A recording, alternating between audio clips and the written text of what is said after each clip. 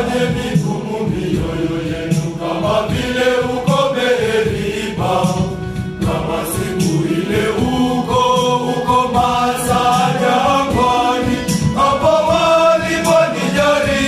waliponijaribu baba zetu.